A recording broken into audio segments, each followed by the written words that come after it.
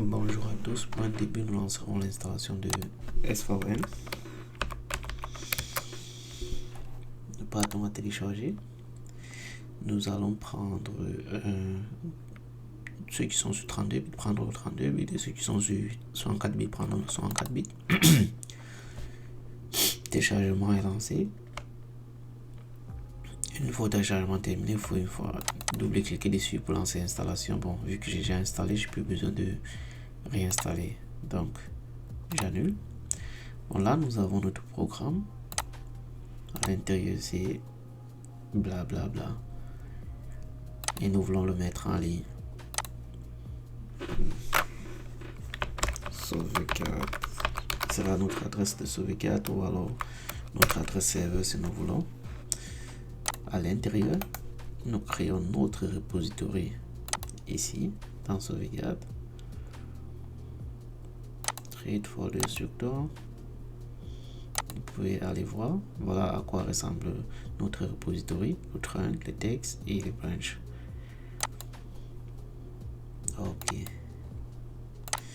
une fois cela fait, nous devons actualiser.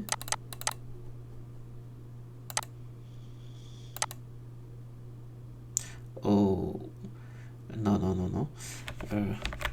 Il ne doit pas être dans notre programme. Nous le mettons ici à l'extérieur. Désolé, c'était une erreur de ma part. Nous créons notre dossier à l'intérieur. Ça peut être sur un disque dur. Ça, c'est pour ceux qui veulent faire la sauvegarde locale. Voilà, sur les serveurs à la maison.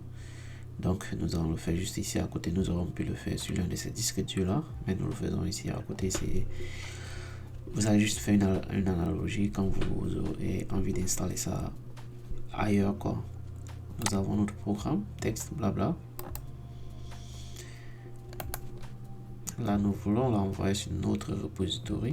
Import repository. Nous allons le chercher. Et juste là, nous allons mettre le lien pour arriver à notre repository. SVN, tuto.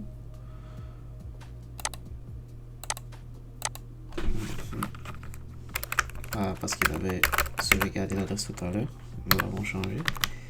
Et puis, vu que c'est notre premier programme, c'est le programme principal, nous allons le mettre dans le trunk.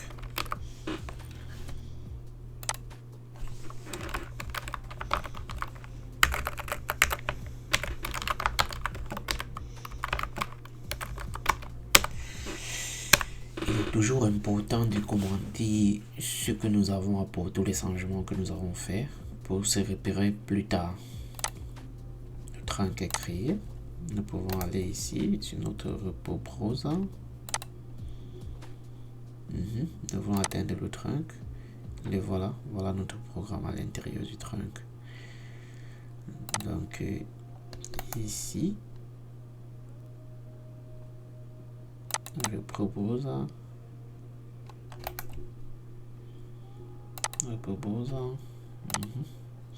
et comme vous le savez, nous ne pouvons pas travailler directement sur le trunk pour éviter que les modifications que nous apportons là soient un peu fastidieuses. Donc ce que nous allons faire, c'est que nous allons créer une branche. Sauvegarde branches, ça veut dire que cette copie, nous voulons la mettre ici dans branche.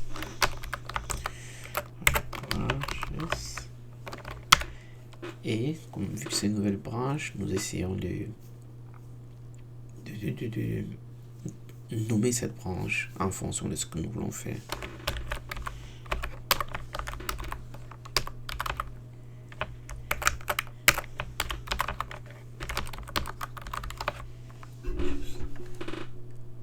Ok.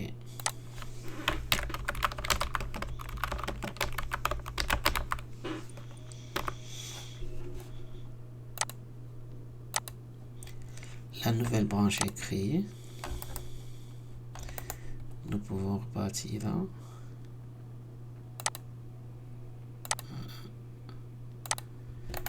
Nous pouvons repartir sur notre branche. Repose, trunk. Il est là, la branche est là. Notre programme est bel et bien là à l'intérieur. Ok. Il peut arriver que le programme disparaît. C'est normal, il n'y a pas de souci. Il est déjà dans notre serveur. Donc nous repartons sur notre propose.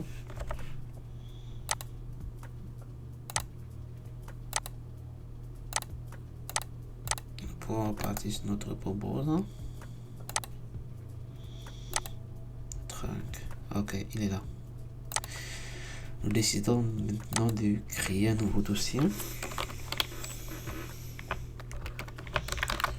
Test. Et à l'intérieur, nous allons télécharger notre version actuelle du programme Checkout. Qu'est-ce que nous voulons? C'est le trunk. Nous allons le mettre dans un dossier aussi intitulé trunk. Nous allons le mettre dans ce dossier là. Ok. Non, c'est pas bon. Supprimons-le.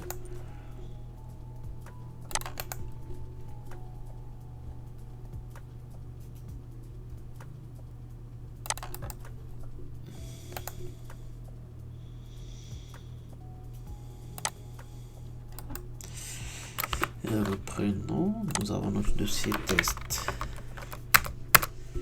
Nous entrons. Nous faisons un checkout ici de notre trunk. Vous devez préciser que c'est le trunk.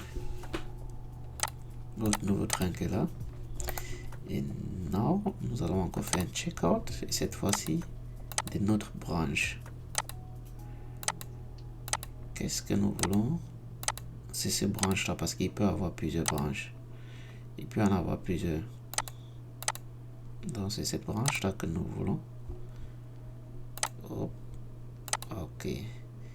Vous voyez? Le sous-dossier il est à créer parce que c'est toujours important. Sinon, il va nous donner juste les documents ou bien les dossiers contenus dans notre programme. Nous ne voulons pas ça. Au cas où, ce n'est pas créé automatiquement. Veuillez toujours, s'il vous plaît, le créer vous-même. Ok. Nous avons notre branche et nous avons notre trunk. Nous entrons dans notre trunk, dans notre branche. Voilà notre texte. Et cette fois-ci, nous voulons des modifications. Non. Java, prénom.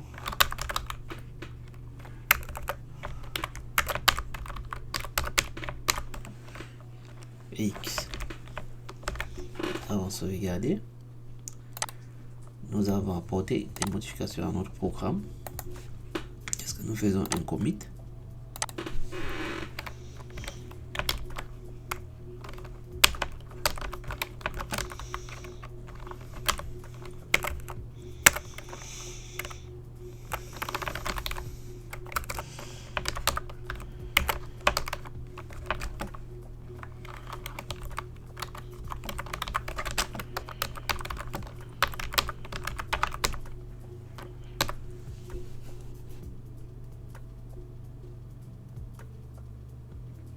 Ok, nous validons. Une fois c'est la commit, vous voyez, il est déjà ouvert, ça veut dire que votre programme est à jour. Alors, nom, prénom, Jamal X. Ok. Le trunk, il reste inchangé, c'est ok.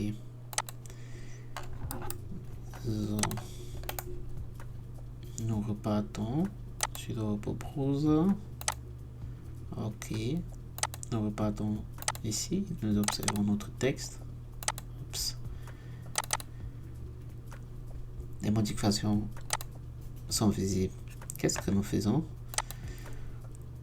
Nous pouvons aussi chercher à savoir qui a apporté des modifications sur notre tout au long du code. Nous voyons qu'il y a elle, qui est l'auteur, qui a apporté cette modification là. Et nous avons le code. Ici, nous avons la création de la branche. Et chaque fois que des modifications seront apportées, elles seront listées ici à l'intérieur. Et on peut voir ici, voilà à quoi ressemblait le code avant. Et ça, c'est le code actuel. Si nous sommes sûrs que notre code il est OK, maintenant, nous pouvons le remettre dans le trunk. Quand nous avons fait nos tests et tout fonctionne bien, nous venons ici, nous faisons un merge. Merge refusion, yo.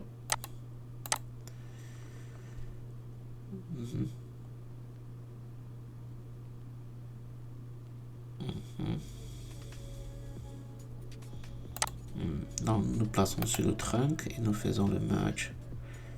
Exact. Et le merge, lui, vient d'où? Il vient de notre branche. Ok. Ok.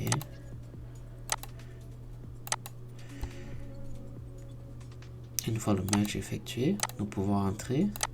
Est-ce que les modifications nous plaisent? Est-ce que c'est comme nous voulons? Si oui, alors nous pouvons aussi faire un commit. Et cette fois-ci, tout est à jour, quoi.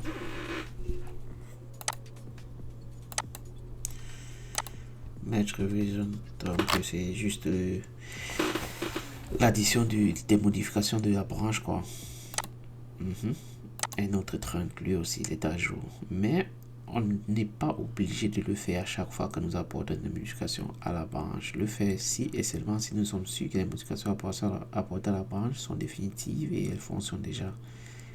Pour éviter tout désagrément, pour faire des revert ou toute autre chose, quoi. Bon, nous les verrons dans une autre vidéo.